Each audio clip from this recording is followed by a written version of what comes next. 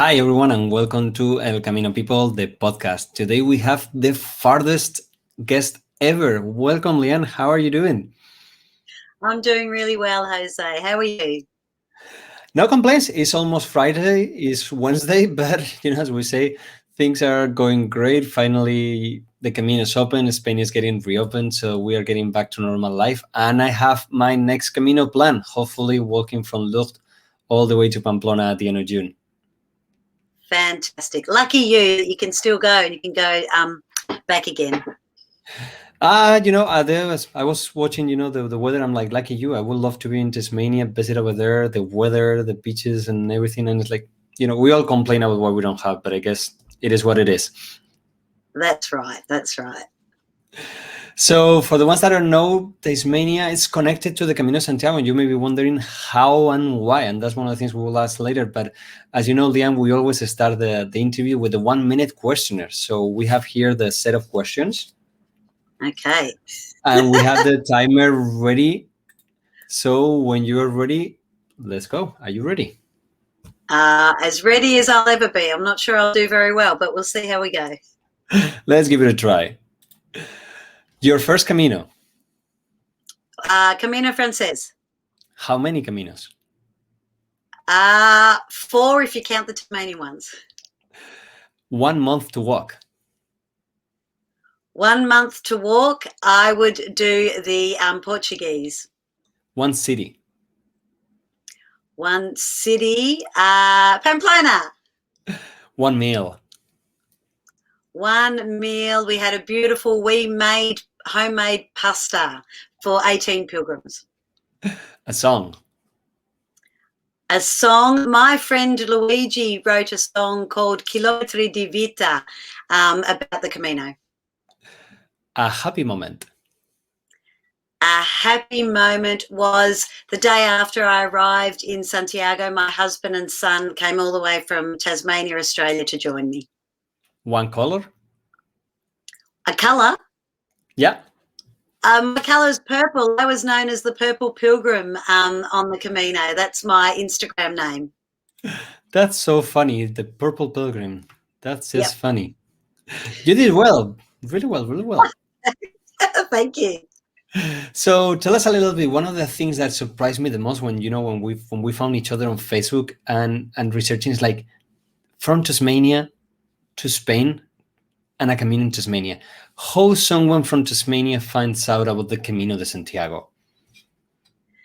How did I find out about it? Well, one of my favourite authors is Paulo Coelho, and I had read his book, The Pilgrimage, and I heard about the Camino in that way, and that got me thinking. I don't really know. In fact, I did have a colleague who went on the Camino and told me about how amazing it was, and I had actually planned to do my Camino. I was waiting for my long service leave. So in Australia, we get 3 months paid holiday every 10 years of work. So I had been planning to do my Camino for about 5 years and bought the backpack 3 years before and the boots 2 years before. So it had been in my mind and in my heart a long time before I actually caught the plane from Tassie to Saint-Jean-Pied-de-Port. So how long did it take you to, since you discovered this Camino till you decided? I always say that you don't decide to walk the Camino calls you, and then you just have to say yes or no. So what happened for you to, so far away? I'm like, you are in a 1-day flight or more than that, and then suddenly you say, it's time to go. What happened for you to decide that it was the time to go? Well, I had been thinking about it for a long time, and as I said, I was hanging out to get this long service leave. So I knew that in 2018 was the date that I could go. So it got to 2017, I was still at my same job, and I thought, I think I can hold out 1 more year, and then I put the steps in place. So the actual timing of it, I was also I'd been at one workplace for a long time, and I was also I needed some time to take a step back to think about what my next moves were. So that opportunity came. So it was a good time in my life as well. I just needed to reconnect with myself. I also wanted to reconnect a bit with my faith as well. And I was in a very busy job where I didn't have time just to slow down and be. So the Camino called me for lots of different reasons. And how was it that, your family, your friends over there, like, what would they say? I'm like, you are going on a trip to Spain by yourself and so far away for so long. What people think? Yeah, it's interesting because when I came back and started telling people about it, they said, oh, so which tour group did you go with, or who did you go with? And when I said I went by myself, they actually really were quite surprised. But then I actually said to them, I was only by myself for the first day. In fact, I stayed at Bellari in Saint Jean. So I already had one Camino family. Actually, I stayed 2 nights because in case I had jet lag, because as you said, it's a long way from Tasmania. So I had 2 sets of family, and then a friend of mine who had done the Camino a couple of years before said, you must stay at Horizon. And it was at Horizon where I met 2 girls, and one of them I actually walked the whole Camino with, except for 3 days. So actually I wasn't alone. But some of my friends thought I was a bit crazy and also a little bit brave and courageous to go by myself. Totally. I'm like, that's a long journey, but I agree with you. People from that are coming so far away, taking a day off to discover Saint Jean and getting the jet lag off, it's great. And also, if you have the time to stop at Horizon, it's beautiful. And right now they just opened another albergue, so it's not, Horizon the only one that is in the middle. They just opened a new one right on the way up. And for the people that walk the Camino, they know how hard it is the first day. And for the people that don't know, if you are not really fit, take a break in Horizon or in the new albergue, or take it easy on your way to Roncesvalles. So how was the planning? I'm like, when you plan a Camino for so long, for 3 years, and also in such a huge distance and time, how did you plan for your Camino? I did a lot of research. So I bought the good old trusty John Briley book well in advance, had agreed. I spoke to some of my friends who had been before and got their advice. I also joined a few Facebook groups, Camino groups, where people share their advice and ideas. And then I actually just put my boots on and did a lot of training. And I did training probably about 6 months before, and then I actually got a minor injury. I got plantar fasciitis with 2 or 3 months out, and I remember going to the podiatrist, and he strapped my foot and he said, I think orthotics will do. And he said, now, what walk are you going on? And I said, I'm going on an 800-kilometre walk. And he goes, okay, and when are you going? And I said, in 2 months' time. And he said, okay, we're not going to strap it anymore. We've got to get you your orthotics and get into it. So I was very lucky I got those in time. So I did a lot of planning, and one of the other things I did was actually went on the Tassie Camino that we'll talk about later as a kind of a preparation for the big Camino as well. And what do you think right now, it's one of the things that a lot of people, when we talk about planning the Camino, I think that too much planning can be bad. Too less planning can be also bad. But now that you see it with perspective, will you do it the same way? Will you look so many group of Facebook? Because at the end, sometimes I think we also made our minds, for expectations from others, or we do things that others tell us, and right now there's so much information. There's too many YouTube videos. There's too many blogs, too many Facebook groups that is just overwhelming. It's just crazy. That's very true. And a big thing about planning that a lot of people discuss is the whole idea of booking accommodation. And so because I was coming from Australia, I did research and stayed at Bellari, which was good, and I stayed at Horizon, and they were and Roncesvalles. They were the only 3 that I'd booked. And then the 2 girls I met at Horizon, we were just booking virtually the night before until we sat down for dinner one night, and these people said, don't book. The Camino provides, just trust the journey.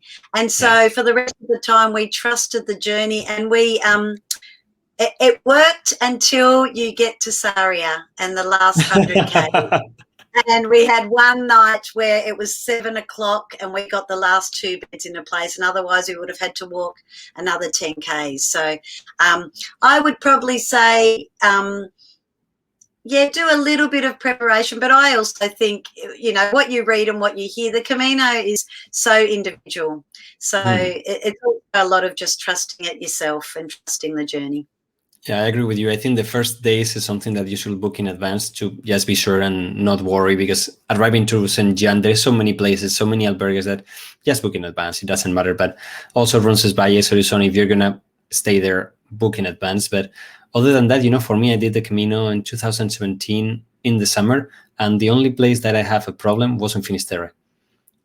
Oh, every other place, I don't have a problem at all. So when people say the Camino, in the summer is too book, is overcrowded, I'm like, I didn't have a problem at all. But it's true that from Sarria on, you can have, some issues. And this year, what I suggest everyone is not because of there's going to be a lot of people, it's just because the Camino and the numbers of the albergues have been reduced to 30-50%. So if you call the hospitalero, is going to be really happy to know who is coming, how many people, and he can be prepared. So just give a call in advance and you're going to be much better, just in case the albergue is closed or something happened. Today they just told me that one of the little villages in the Camino Portuguese is closed. So you cannot stay there. You can go by, but not going to the albergues, not going to the restaurants, not going to the supermarket.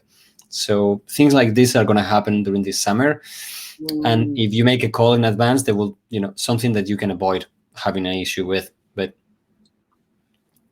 so how was the Camino when you start walking and you suddenly get from this, beautiful thing that you have seen on Facebook, YouTube, and suddenly you are there, you're in St. John and you start walking? How was that first day? The first day was just amazing. Every day was amazing. Really, for me, it was a dream come true, first of all. And it was actually life-changing for me from day one, seeing the arrows, seeing the scallop shells, and even the view just climbing up out of St. Jean. It was pretty muddy the first day. The ground was pretty muddy and it was very steep. So I was glad to say in Horizon, I met a beautiful girl from India who had the biggest backpack. She probably had about 25 kilos. And we got to Horizon. Yeah, it was huge and she was tiny. And I lent her one of my walking sticks on the way up because she was really struggling.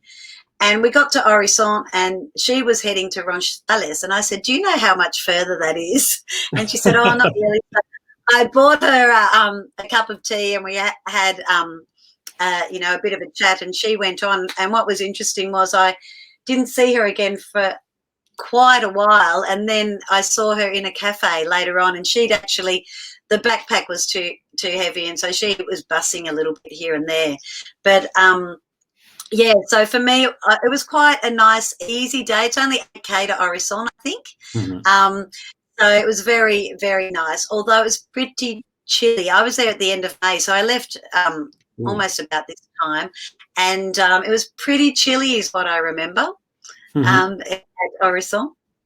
But the dinner was fabulous. Can be still even snowy, and one of the things that it was just open, the path. You just were one of the first pilgrims walking over the... Yes, yeah, we were lucky to get through. Yeah, it was great. And, the pilgrim meal was lovely where people shared their stories. It was fantastic. And I thought, Holly, if the rest of the Caminos like this, it's going to be awesome, which it was. So how was the rest of the Camino? As you get going, May, and you start growing your Camino family, you start walking, probably you get, those calls from your husband and from your kids. What were you telling them about the Camino?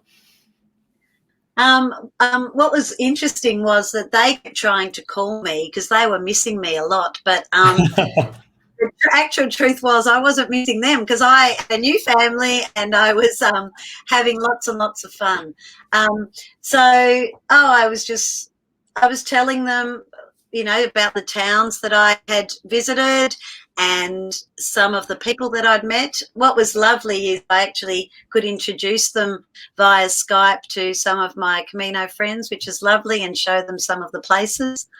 Yeah, but it was a bit awkward with the time difference to actually get to, because often sometimes they'd ring me and I'd be going, I can't really talk. Everyone's still asleep. What is the time difference between Spain and Tasmania? It's normally between 9 and 11 hours difference. Wow. So depending on summer and winter, yeah. So quite hard for a pilgrim to reach the family over there. I'm like, you start walking at 8, they're probably going to bed almost over there. Yeah, that's right. So we sometimes worked it out, and also with dodgy internet sometimes in some of the albergue, it was a bit tricky to catch them too. So as you get going, you get to Pamplona, you pass the Monte de Perdón. Finally, was the Camino the way you expected it to be, or was there new things that you were discovering?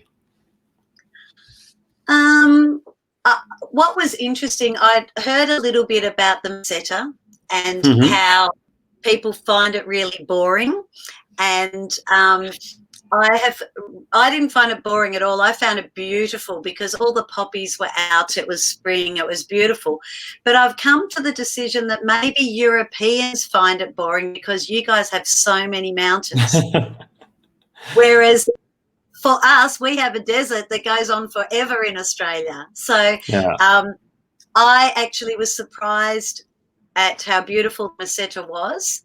And I didn't find it as challenging. I just plodded along one foot in front of the other, really. So some of the mountain tops were quite challenging, although I didn't feel, I actually found that I coped better than I thought. Maybe I had done enough training.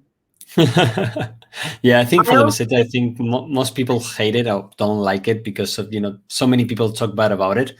But at the end, I think for me, it's one of the most beautiful parts of the Camino. Because it's the time that you just, you don't have to think. You just let it go and walk. And that's it. Yeah, it's fantastic. And I had,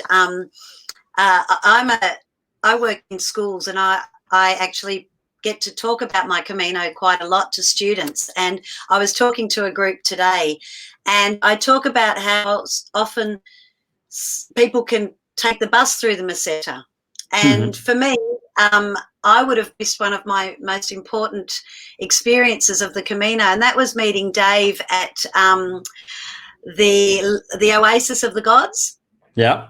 So I saw him, and when I got there, I knew it was a special place because he was on his purple day bed with his purple cap, and I was the purple pilgrim, and he even had a jar of Vegemite, which is this very Australian. Oh. He had a tube. I don't eat it, but he had a tube of Vegemite there for pilgrims. And I thought, wow, this guy's amazing. Yeah. But hilarious. The message wasn't that.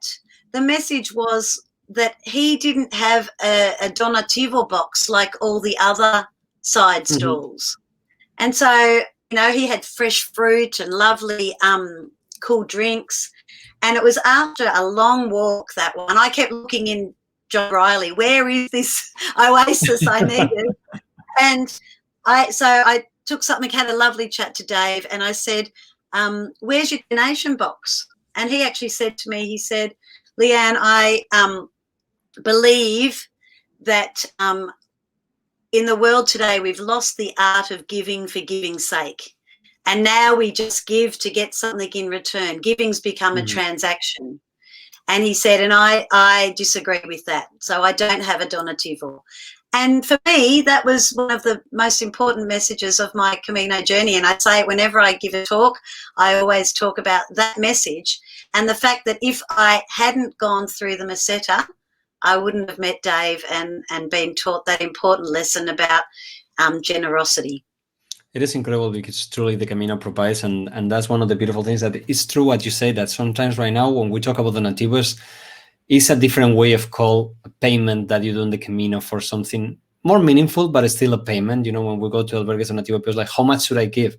It's not about giving money. It's about giving back, but you can, so someone else can do the same. But I love that this guy decided not to have the box, because that's, totally. I'm like, a lot of people, they are in the Camino putting donativo places, because sometimes when you get donativo, you don't have to tax, you don't have to do other things. It also, people is more beautiful, so you give more money. That if they ask me for donativo for a Coke, I may give €2, but if they ask me for €1 to pay, I will pay €1. But it's one of those tricky questions, that what is really. But I love the story that you shared, and beautiful that is the truth. That is, sometimes the Camino and the hardest part that can be the meseta can be the most fulfilling, and in your case it was, no?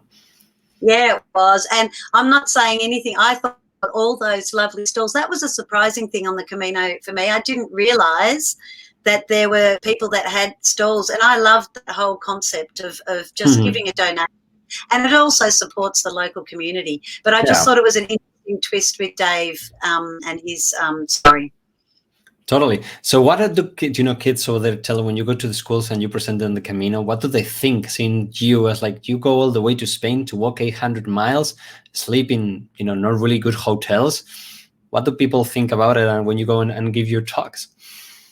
Well, it's interesting. I had a girl come up to me at the end today, and she actually said, I'm going to do that one day. And I said, what? I wasn't sure what she was talking about. She said, I'm going to do that walk one day. So some of them are really interested. What I try to do at the end of my talk is relate the Camino to the journey or pilgrimage of life.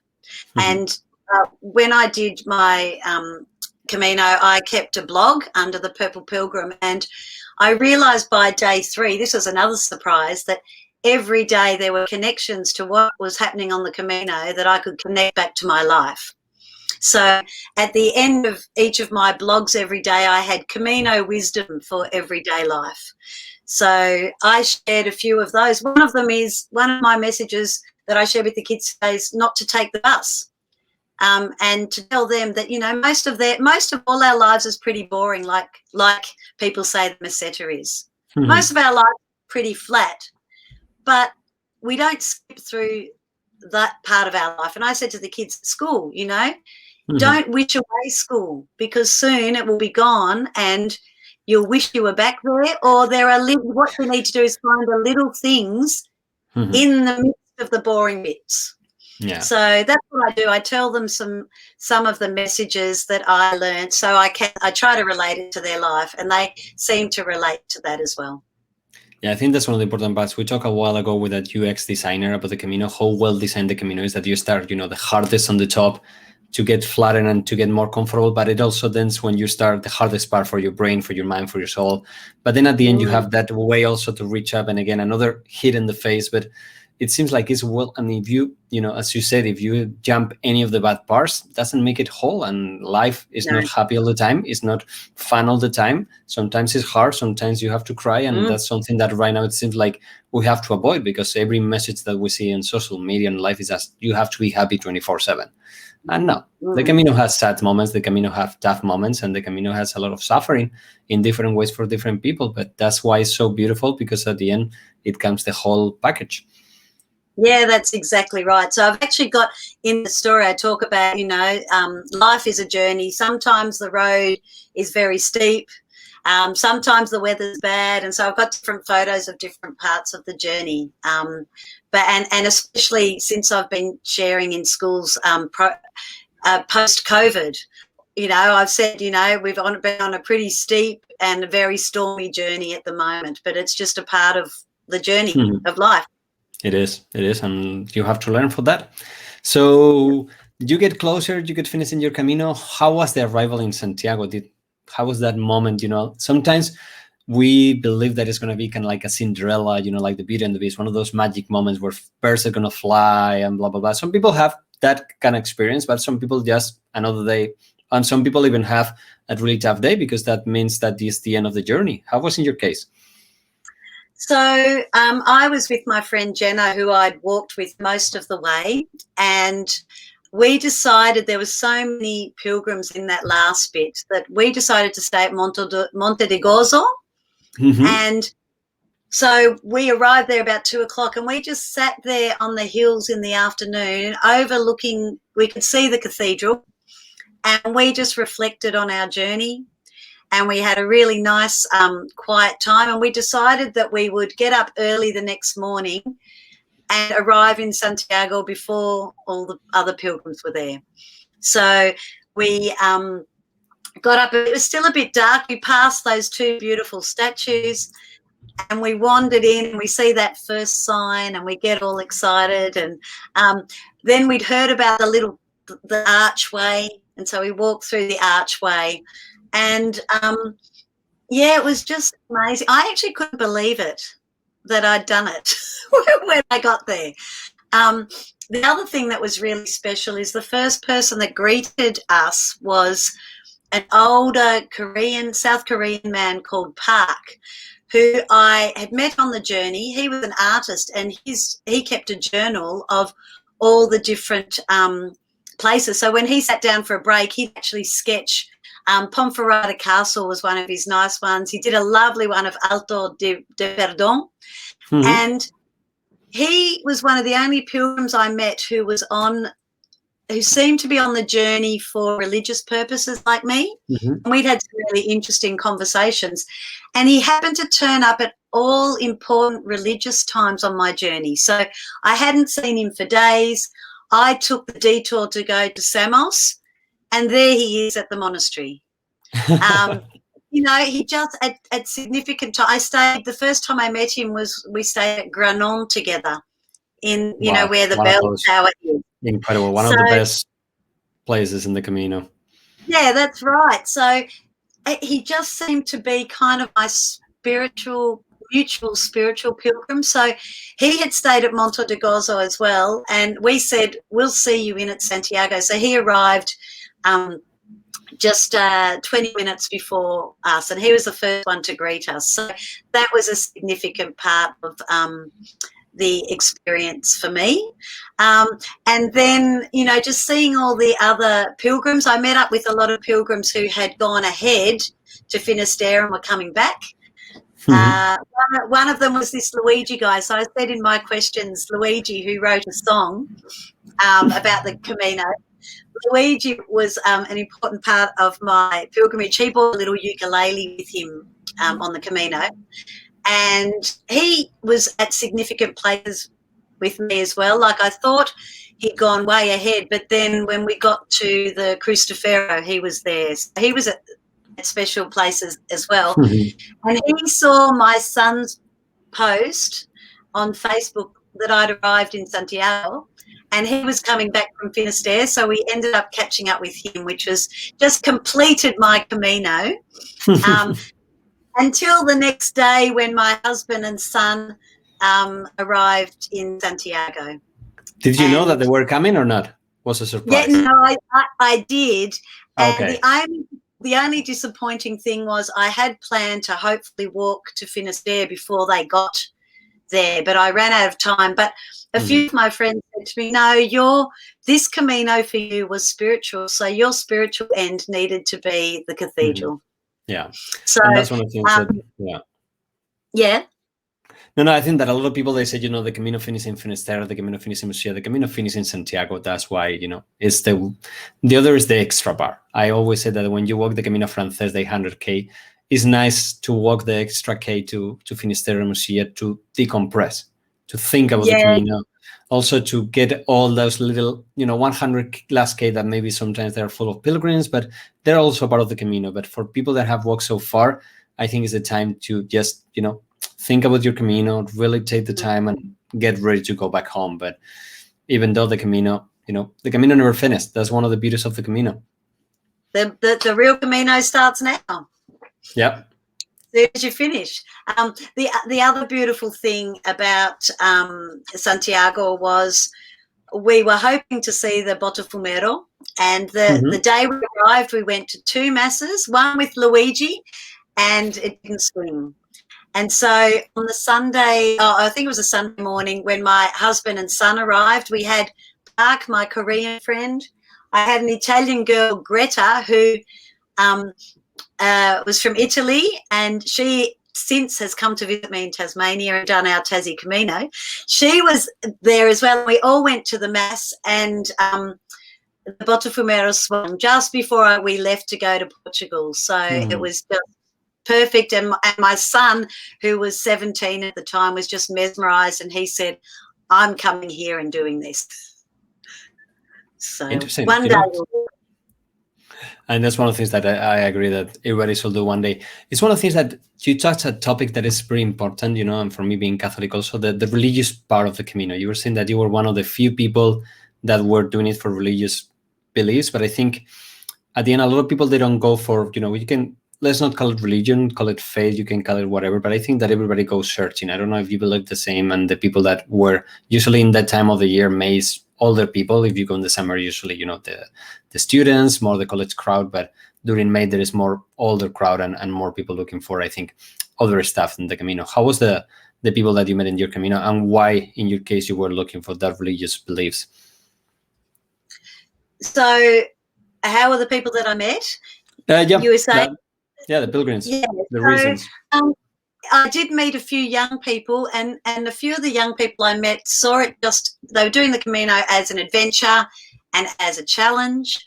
Then, like Jenna, who walked with me, she wasn't very religious, but she came into all the churches with me. I tried to visit all the churches that I walked past, and a bit of it rubbed off on her. She actually said at one point, it's been so interesting. And she came to a lot of the pilgrim masses. So I tried to go to as many pilgrim masses as I could. There's a beautiful one in my favourite town, Hontanes, that had my favourite church. I love the praying place at the beginning, the set place where you have to light the candles. It's beautiful. Yes. And the Bibles in all different languages. And the other place that was very significant was El Cebrero. The priest invited us all up at the end for a special blessing, and there was a thunderstorm and all the lights went out. So that was quite dramatic. Wow. But it was very exciting. So, what was also interesting is I had pilgrims say to me, I'm not religious, but can you pray for this person for me? I had that a few times. Some of my Camino family will have heard from someone at home, and they'll say, Leanne, when you go to that next church in the next town, can you pray for this person for me? So that was nice. So while people aren't necessarily religious, they were all very supportive, and I think you can't help but be touched by the spiritual side when you do the Camino. I think whether you're religious or not, and I think you're right, it's not necessarily religious, it's a faith. And I think, you go into some of those amazing churches, it does something, whether it's just a spirit and the spirit of community. I often think that if the world was like the Camino, if everyone treated each other in our bigger world like they do on the Camino, wow, indeed. Yeah.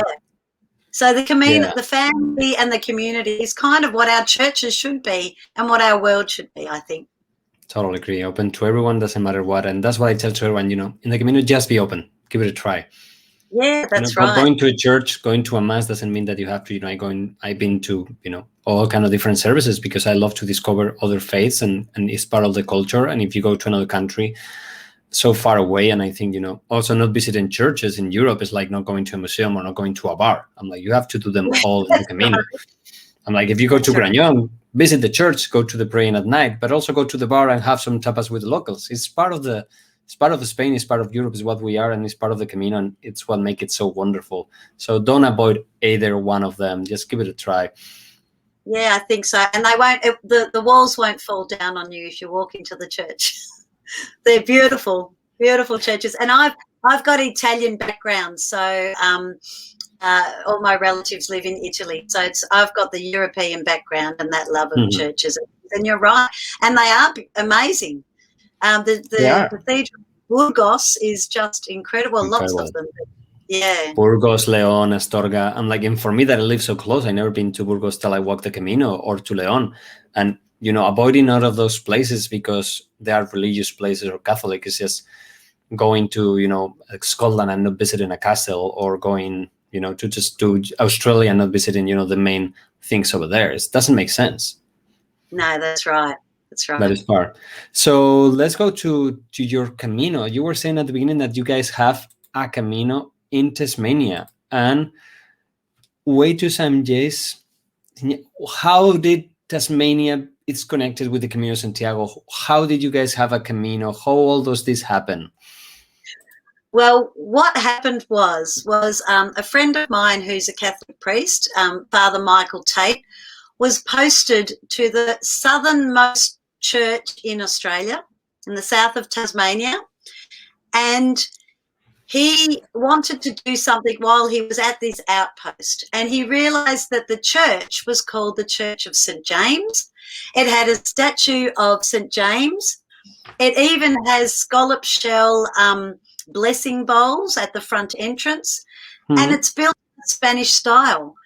And he knew about the Camino, so he decided. The other thing was around the area, it looked very similar to some of the hillside country in Spain, and so he thought we could do our own Tasmanian version of the Camino, but it's only 2 days, and so that's where the idea came about. So if you want, there is a beautiful video that you guys made for this. So if you want, we can watch it and then we can talk about it more. So let's put it here. Okay, let's see it.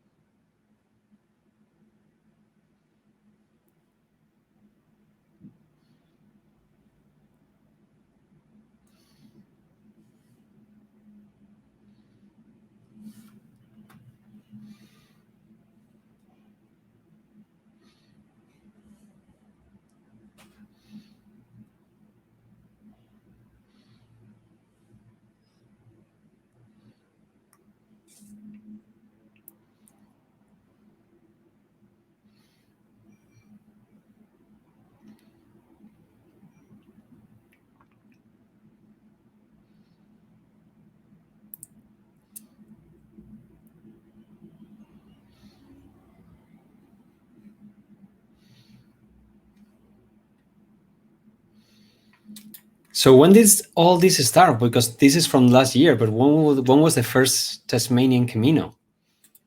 So the first Tasmanian Camino was in 2016, and it normally coincides with a special festival, a folk festival in that area of Tasmania called Cygnet. And I actually went on the first one as a pilgrim in preparation for the Camino Frances.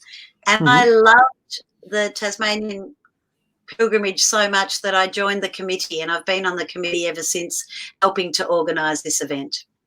So how is the Tasmanian Camino compared with the normal? Do you guys sleep in albergues? There is hotels? And like, how does it work? Because I saw you have a passport also for your stamp. You have kind of like a credential. Yes, I've got the credential here, and we've got 4 stamps for 4 of the different places. If I go that way. Yep. And this also, is there also like a Compostela certificate at the end, or? No, I'm trying to push for that, but we haven't got there yet. we have merchandise as well. We have t-shirts and we have hats. Why the symbol of the? So Cygnet is the word. Cygnet is the town, and it's also the word for a baby swan. Okay. Didn't know Hence that, you know. swan, and then that's the church. Oh, it's beautiful Kind of because it looks like a Cebreiro, the church. If you look at the shape of the church, it looks like the entrance to a Cebreiro. Yes. Yeah. So, what was I saying? So what happens is we meet at an old hall where we start, and you will have seen Father Michael blessing the scallop shells. Everyone gets a scallop shell, and everyone takes a rock like we do on the Camino. And then we head off. And what was lovely in that video is my friend Greta from Italy was at the start of that walk. She was walking at the start, and her partner was waving. She came down. She wanted to come to Australia, and I said, come down and be our first international pilgrim. So that was lovely. That was a couple of years ago. So the first day we walk through on old roads, and we have also teed up with some farmers in the area. We walk across farmlands, and we walk about 15 kilometres the first day, past wineries and past cows, and very similar to what you do on the Camino Francés. And then we arrive at a church in a place called Ranelagh, and people can either pitch tents outside the church on the church grounds, or you can sleep in the church. That's what I do. And the pilgrims don't have, we've helped the pilgrims out a lot. They can put all their camping gear at the first spot, and we transport it to that place. So that night we put on a lovely dinner with fresh produce from the local community, and we have a sing-along. So because it's connected to the folk festival, we have someone from the folk festival come and teach us a song that we'll sing the next day together in the church. And we also have music playing, and it's just a time for community and fellowship. And then the next morning we wake up and we give everyone breakfast, and there's mass in the church for people who want to. And then we walk a bit of the way into the next town, and then there's a segment that's too hard to walk. It's a bit dangerous. So we actually have local school buses come and transport people to a safe place. So and then you are skipping the meseta? No. It's only because it's dangerous, and we don't miss the steep hill. We actually have a steep hill that we need to climb up and over, and then we walk down into the town where the whole folk festival's going. So there's lots of people already there playing music and listening to music, and there's a market. And then so we have some refreshments, and then we all get together when everyone has arrived. And you saw that we carry a huge icon of St. James. It's huge. How much does it weigh? Like, that thing looks enormous. It's a lot. That's like the Easter here in Spain, you know, when we carry the little, and that look like Yeah, that's right. So we carry that, and we have some musicians from the folk festival who lead the parade through the town, and we sing the song we learnt the night before. And as we get to near the entrance of the church, we normally have a Spanish flamenco singer sing something really dramatic in Spanish.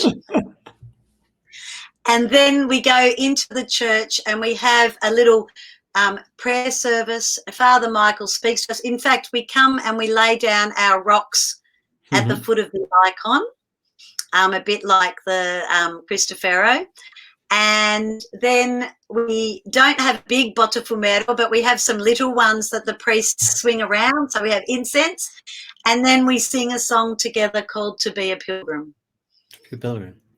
Yeah. So also on the first night, we normally have a talk. In 2020, because I had been on the Camino, I organised for some people who had done the Camino. We had a little panel and a Q&A at the end of the first day as well, talking about other Caminos. And Father Michael normally does a talk about St. Francis of Assisi.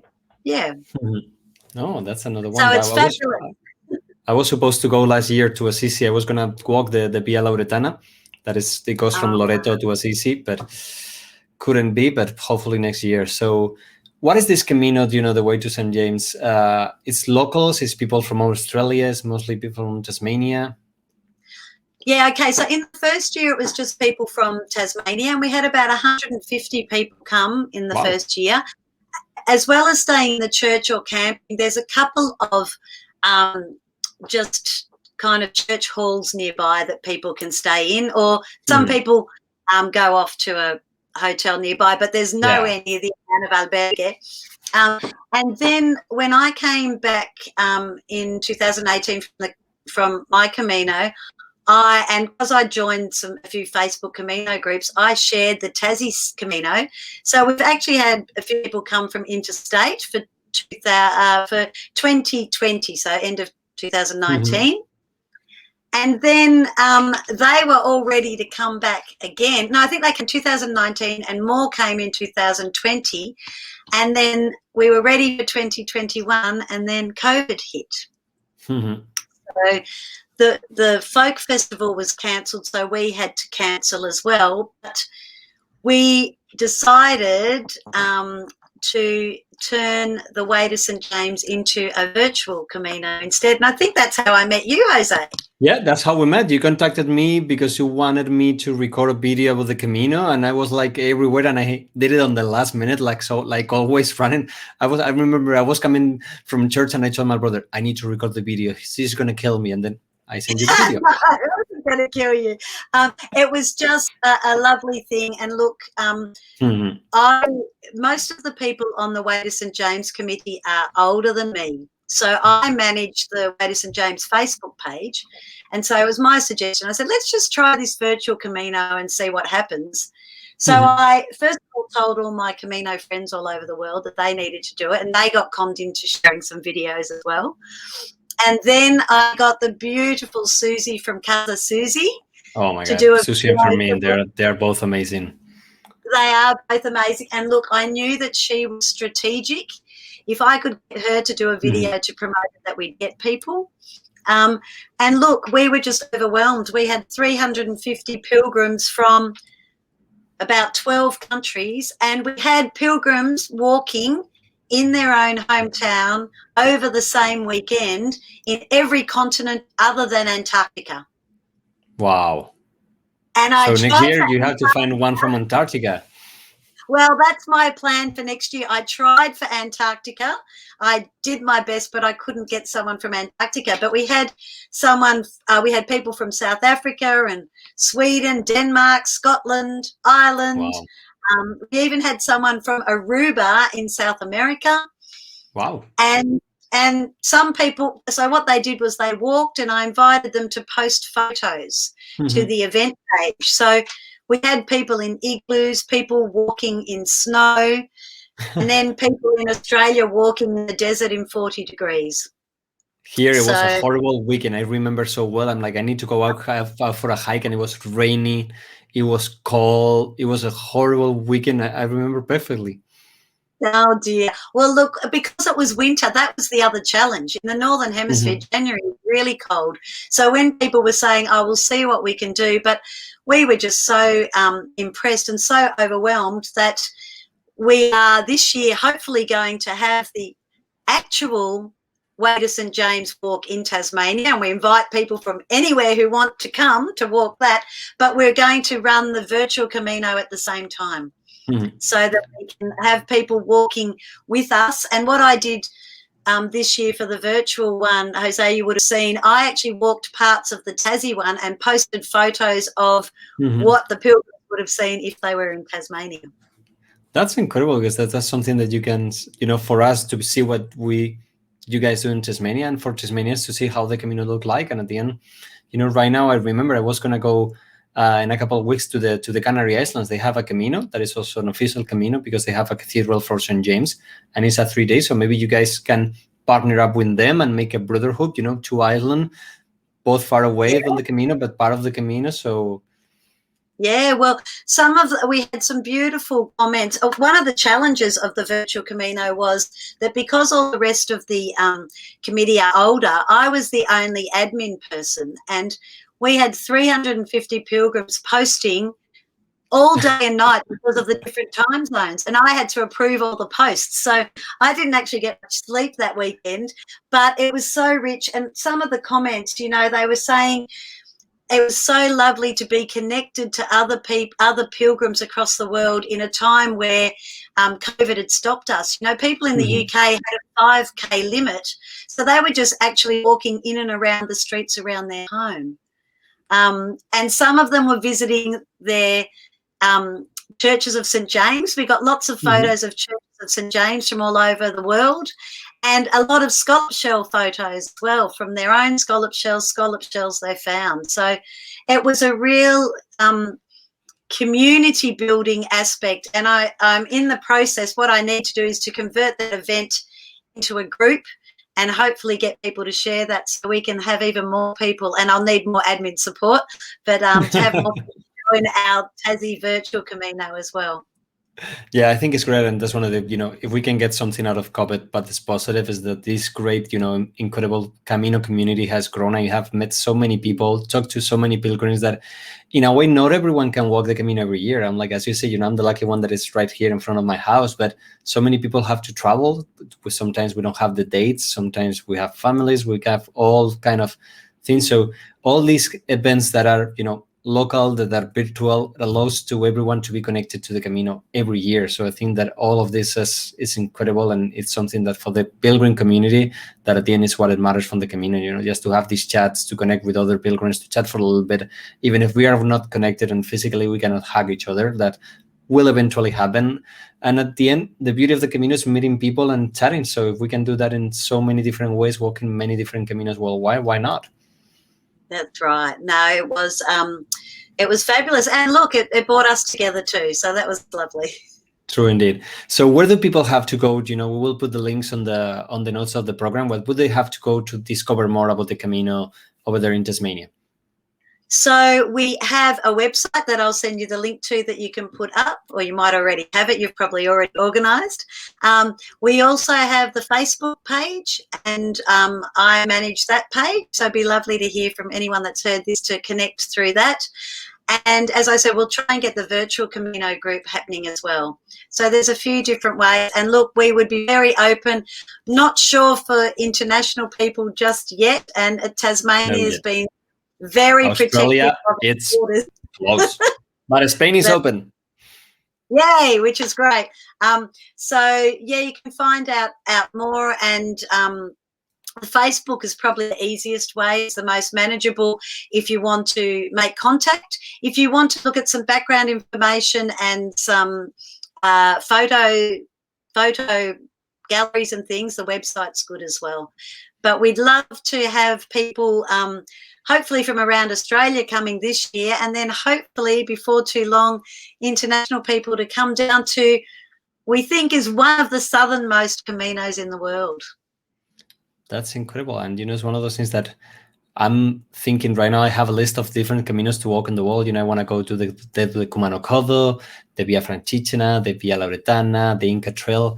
And like, this is a never-ending story. You start discovering more Caminos, and you want to go and discover. And Australia and Tasmania is one of the things that calls me, but once I go there, I have to go for a month. So I will have to make a list of other Caminos to work in Australia, but yours will be one. The problems for us, usually January is that time of the year. It's after Christmas, back to school, back to normal. So it's one of those days that is hard for Europeans to travel over there. But maybe you have to do another Camino just for Europeans to go there. Maybe. You'd be most welcome, Jose. And we host couch surfers at our house, so we'd love to host you if you come down to visit. Oh, of course, and we'll invite everyone, to visit, discover more about this amazing Camino in Tasmania, and anyone from Tasmania and from anywhere in the world to discover more of the Camino, because at the end, that's the beauty. We are the lucky ones that discover it, but there's so much more people that need it right now, and that's the beauty of the Camino. It's about the people, the connections you made, and as I said, it's one of the things that anywhere you go, there's a pilgrim there that is there to help. So thank you so much, Leanne, for sharing today with us your Camino experience and the Camino and the great work that you guys are doing over there in Tasmania, creating this little Camino and encouraging people, to walk and to get discovered and to do something as beautiful as becoming a pilgrim. Beautiful. Thank you so much for inviting me to share. It's lovely to meet you. And, you know that as soon as you have the Camino in your heart, it's always there. So it's a very special thing, and I love to share about it. We'd love to share our Tassie Camino with the rest of the world. So thank you for your interest. And for everyone, remember, like and subscribe. Go follow, the both pages in Facebook and Instagram. As you say, there is a hard work for the people that manage those pages. It's incredible.